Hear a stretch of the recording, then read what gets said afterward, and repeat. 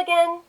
My name is Renee Conroy, and welcome to this, our third post in the Slow Read series focused on Agnes Callard's 2018 book, Aspiration, the Agency of Becoming, which is sponsored by the PNW Philosophy Program. Now let's just pick up where we left off, reminding ourselves that our first stage in the slow read process was to distinguish the aspirant, someone who is attempting to change her core or basic values, from the ambitious person, someone who's building on them or extending them, and the self-cultivator, someone who's building or extending values she has but in a smaller kind of way. So last installment I emphasized the need to draw such distinctions and demonstrated how one could help oneself, maybe by providing your own cases or examples. And today I want to emphasize a slightly different aspect of slow reading in philosophy that I think is equally crucial, if not even more important. And I call this feeling the pull of the problem. And the idea is that before we dive into any account, we need to understand why a philosopher feels it's necessary to make the distinctions he or she makes, or offer the theories he or she offers. In other words, we can't really understand the answers as answers unless we understand the question by feeling it as a source of puzzlement or perplexity.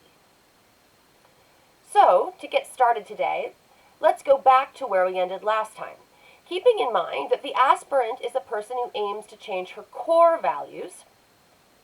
So she starts her transformational process from a position that, at least intuitively, appears neither to embrace nor even to recognize the merits of the particular values that she's aspiring to acquire or take on. So that raises the question, how can aligning oneself with this kind of a transformative endeavor be rational? Which is to say, how can it be responsive to reasons that are within the aspirant's grasp? Now, after all, we don't want such a shift to be something that just happens to the aspirant. For instance, we don't just want it to be the case that Joan wakes up on Tuesday morning and simply finds herself with a hazy itch to learn a little bit more about jazz, in the same way she wakes up to find herself with a slightly itchy left toe. And we don't want that kind of account because then the valuational shift doesn't seem to be something that she orchestrates. But if it's not something she orchestrates, then it's difficult to see how what the aspirant affects is actually self-transformation, and thus how it could be something for which she, as a moral agent, would deserve praise or blame. So how does the puzzle about rationality, and therefore agency, get going? Well, on Callard's telling, this is because it's very natural to think of practical rationality on the model of decision theory. That is, as a process in which a person reasons from values, desires, and beliefs she currently has to well-constructed, logical conclusions about what she should do in light of these. And I'll just point out here that the kind of rationality we're talking about is practical rationality, so that which applies to action, as opposed to theoretical rationality, that which applies to abstract understanding. Well, this means we need to say a little bit more about what practical rationality looks like from the decision theory perspective. And Callard glosses this on pages 127 and 128 by saying that it will involve a kind of, quote, deliberation that asks us to compare the anticipated values of one option with that of another. And the classic opening case to demonstrate how this might work in decision theory is that of the umbrella, so I'm going to give you a version of that with a slight extra wrinkle. So let's imagine that Wendy the walker is preparing to embark on her daily perambulations. As she approaches the back door to leave, she sees her rather unwieldy but very effective oversized umbrella hanging near the coat rack. Should Wendy take the umbrella on her walk, given that the skies are presently clear? Now, I will also note that this sense of should is normative, but it's not ethical in nature. That is, we're not asking, from a moral point of view, what Wendy ought to do. Instead, we're asking from the perspective of reasons to which Wendy has access. Which course of action would Wendy need to pursue in order for her choice to be rational? So, leaving aside the details of any particular account, The standard picture of rationality that's cashed out in terms of expected utility or value, and this is the hallmark of decision theory approaches, will have us envision Wendy's decision-making process in something like the very broad terms I'm going to articulate now, which are borrowed from Callard's book on page 41. So Wendy is to weigh a candidate rational decision to phi, for any phi, in this case, take the umbrella, for the sake of A, in this case, staying dry, against a candidate rational decision to psi, leave the umbrella, for the sake of B, walking unencumbered. Now, in order to come to an appropriate weighting, to make a selection between these that's genuinely reasons responsive, and therefore exhibits practical rationality, Wendy must consider several things. So first, how much she prefers staying dry to walking free from encumbrances. Second, how likely it is that taking the umbrella will actually keep her dry. And third, how likely it is that leaving the umbrella will result in her being wet.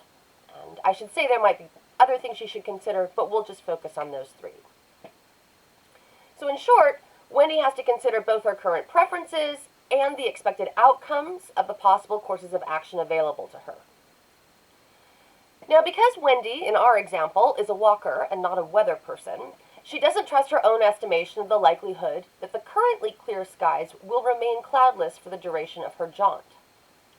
But she does believe, with good justification, that West the weatherman's forecast for a 75% possibility of showers is likely to be accurate. So Wendy believes it's likely to rain at some point while she's on her walk, and if she doesn't take an umbrella, there's a good chance she'll get wet. In addition, Wendy believes that the umbrella by the door is reliable. She has no reason to think it has a tear in it, or it will turn inside out or stick shut when she goes to open it. So with all those background beliefs in place, what Wendy has to do now is consider the degree to which her preference for walking unencumbered stacks up against her preference for staying dry while she walks. Now let's suppose on this particular day, Wendy's preference for staying dry is much stronger than her preference for walking unencumbered because she recently received an expensive permanent from a salon that'll be ruined if her hair gets wet. Now, having accounted for all the relevant things she values and the probability that if she leaves the umbrella she'll get wet, while if she takes it she'll stay dry, Wendy sees, in some sense, that carrying the bumbershoot is the better bet for satisfying her complex desire set. So she grabs the umbrella and heads out the door. Now, of course, we don't engage in such a process explicitly every time we make a practical decision. Nonetheless, this story about Wendy's choice to take the umbrella on a cloudless day should seem very familiar. And, more importantly, it illustrates the elements of a decision-based conception of practical rationality that pose a problem for regarding the self-transforming efforts of aspirants as rational. So the pull of the problem can be felt if we focus on Joan, the would-be jazz lover's beliefs, desires, and values, as opposed to Wendy's. So first, Wendy has a justified belief that it will likely rain, despite the fact that she also has a perceptual belief that the skies are clear. In addition, Wendy has the rational resources to assess the value to her of walking unencumbered as opposed to getting wet. While on another day, she might leave the umbrella despite the forecast because in general, she prefers to swing both arms when she walks. Today, her preference to let her perm set fully trumps that standing desire, largely because she has a preference to protect or maintain her investment in her hair care, which is to say, she has another value pertaining to the value of her own money. So now the crux of the puzzle that Callard's going to get at by offering us an account of proleptic rationality emerges from the fact that the kind of rational resources that Wendy has are the very same things that Joan seems to lack. Joan is, as one might say, reasons poor with respect to jazz, precisely because she's an aspirant. For what does Joan believe about jazz music at this stage? Well, on the basis of her own perceptual experiences, she believes that it's hard to listen to, in virtue of its confounding chord sequences, rhythmic obscurity, and its tendency to wander melodically. Joan, as it happens, is a Bach enthusiast. But this doesn't mean she hasn't noticed that other people experience jazz music as having these same features in a positive way. Still, as things stand currently, Joan believes that jazz is too musically messy to be an object of enjoyment for her. Now notice that Joan can't simply appeal to a musical expert to overthrow this belief in the way that Wendy can defer to the prognostications of West the Weatherman to undercut her perception-based belief of about the cloudless skies. And this is because Joan's belief is about her experience of jazz, so no one else's testimonies about their experiences can be defeaters to it. Now, second, Joan's belief that jazz is aurally inauspicious generates in her the corresponding desire not to listen to it for its own sake.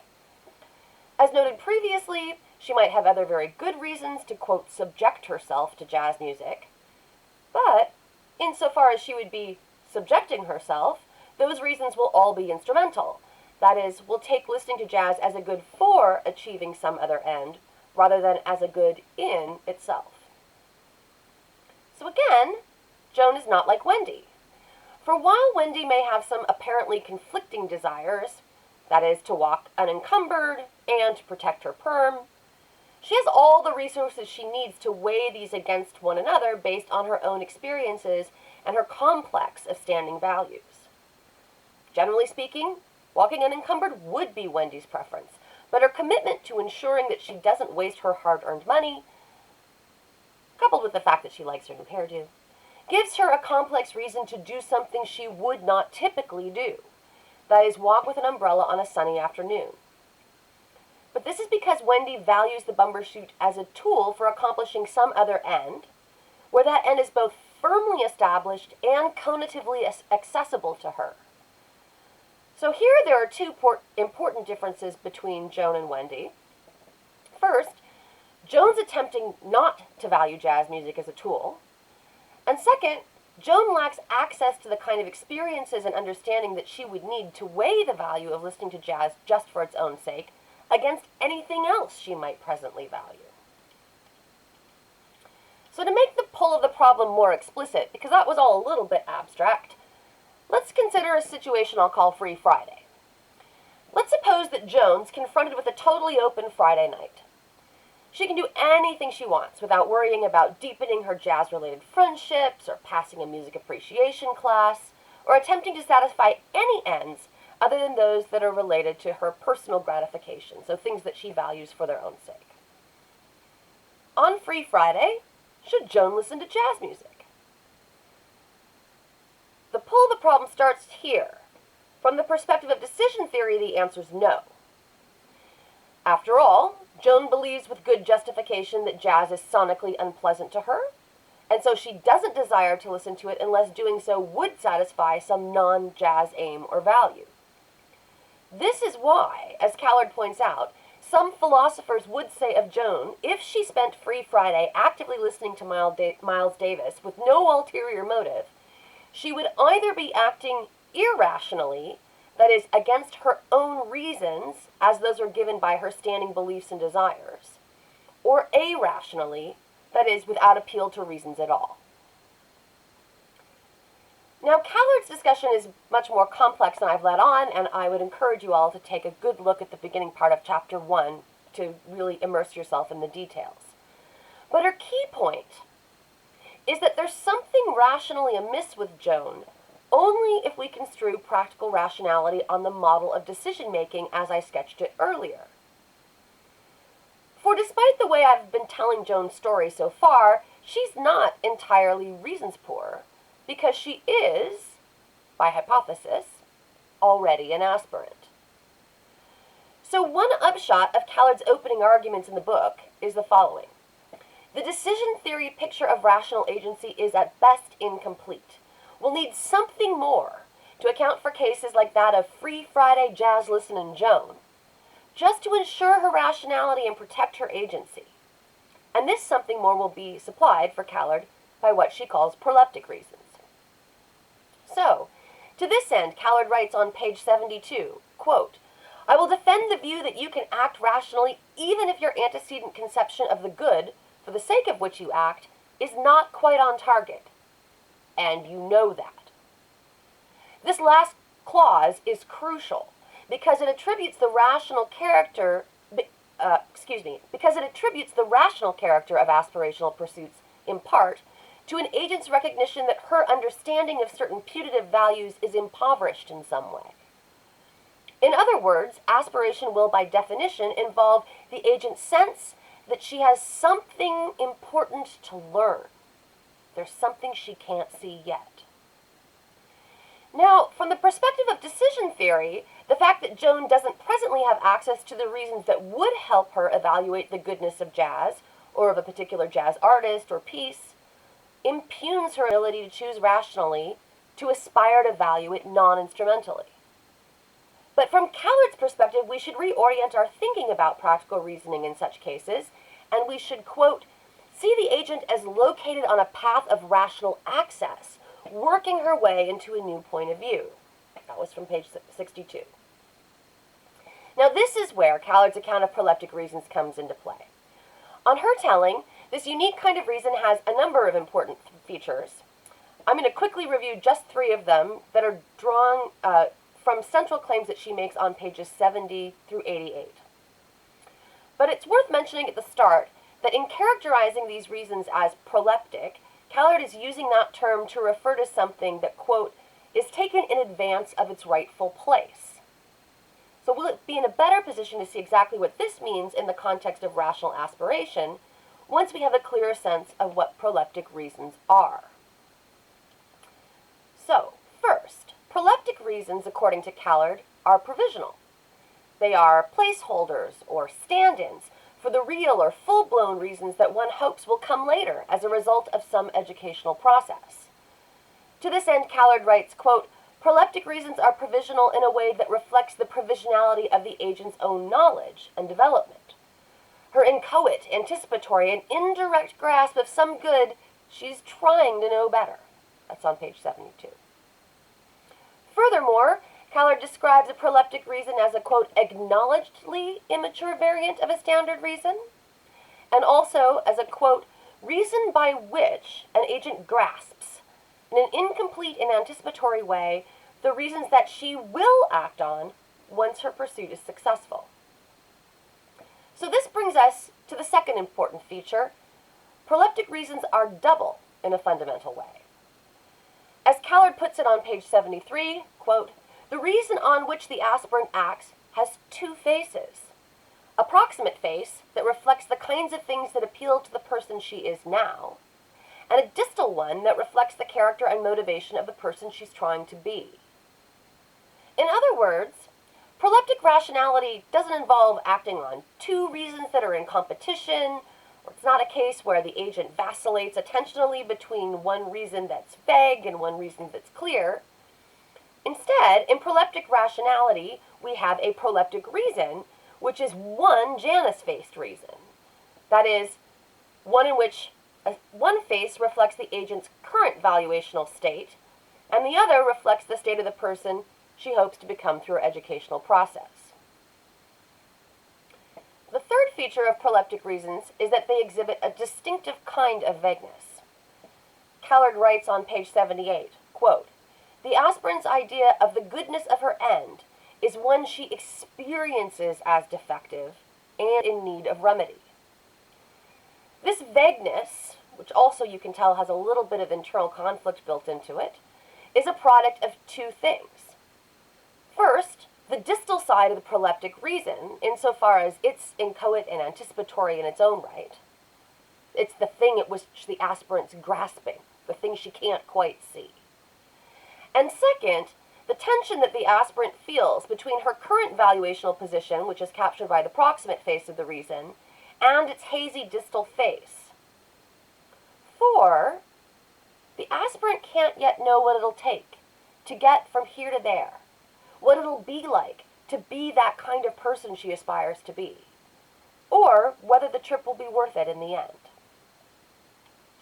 So, if jazz-hating Joan listens to jazz on Free Friday to pursue her aspirational goal of becoming a jazz enthusiast, is she doing something irrational or irrational? For Callard, the answer is no. Instead, Joan is exhibiting proleptic rationality, the kind that takes the reasons she will have available to her once she comes to the point of her learning process in which she has transformed into at least a modest jazz appreciator, and applies those reasons retrospectively to make sense of her activities today.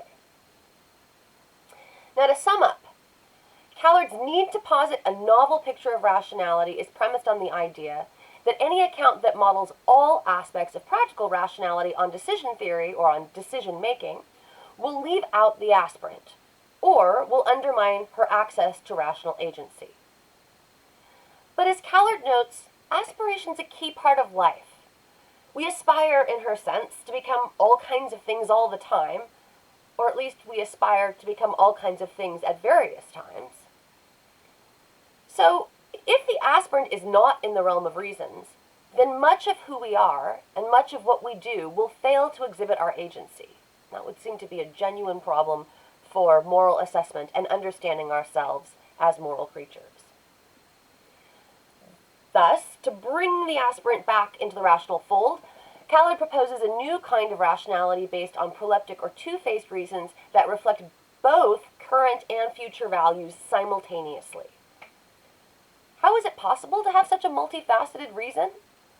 And what's it like to be in a state of transition in which one relies on reasons that are provisional, vague, and two-faced?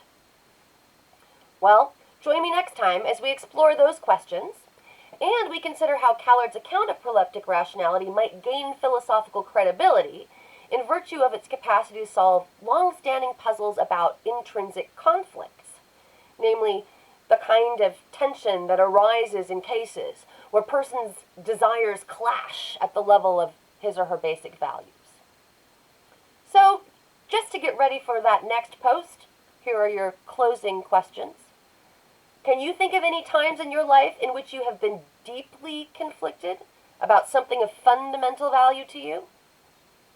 And just to give you a hint, you might start by reflecting on any times in which you've been in a genuinely love-hate relationship with something, or perhaps someone. Thank you for joining me. See you next time.